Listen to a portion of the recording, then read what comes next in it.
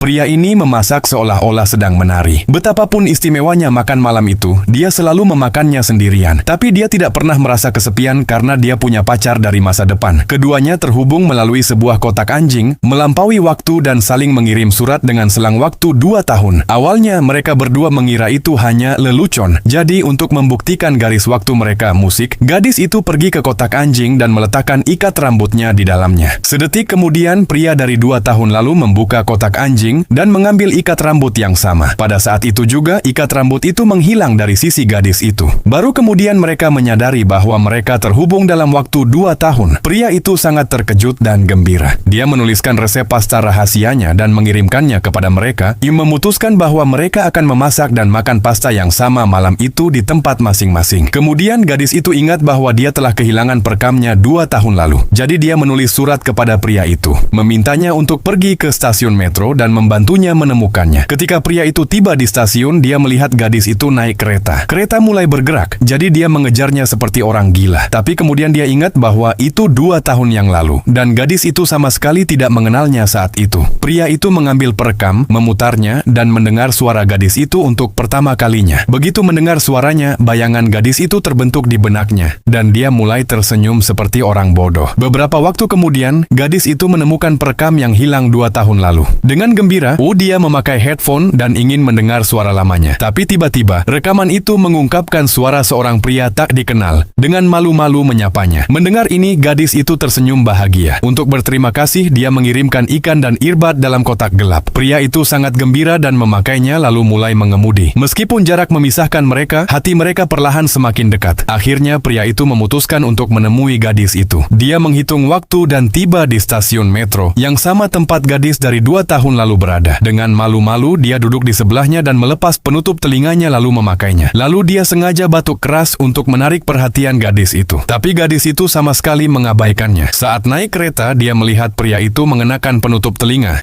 Melihat penampilannya yang polos, dia langsung tertawa terbahak-bahak. Penumpang lain juga tertawa. Tapi pria itu terus menatapnya sambil tersenyum. Baru setelah kereta berangkat, dia menyadari betapa lucunya pria itu.